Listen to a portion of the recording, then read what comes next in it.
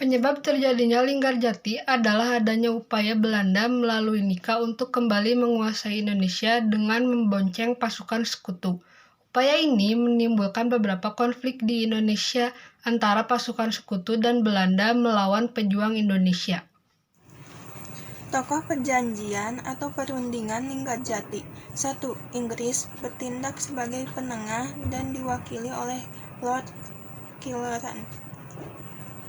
2. Indonesia diwakili Sultan Syahrir sebagai ketua serta Muhammad Dr. Susanto Tirtaprojo dan Dr. Aka Gani sebagai anggota.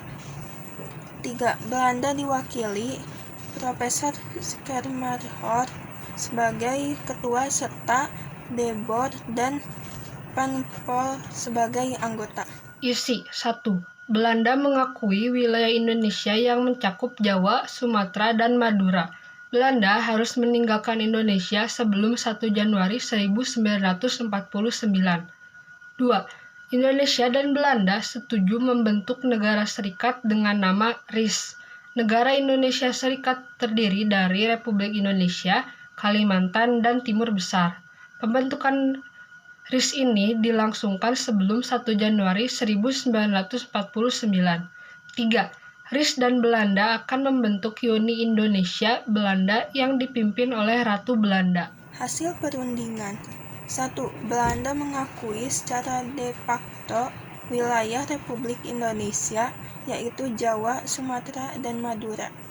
2. Belanda harus meninggalkan wilayah RI paling lambat tanggal 1 Januari 1949. 3. Pihak Belanda dan Indonesia sepakat membentuk negara Republik Indonesia Serikat atau yang disingkat RIS. 4. Dalam bentuk RIS, Indonesia harus tergabung dalam Permakmuran Indonesia dengan Belanda, dengan mahkota negeri Belanda sebagai kepala Uni. Dampak positif dan negatifnya. Dampak positif, pengakuan de facto wilayah RI yang mencakup Jawa, Madura, dan Sumatera.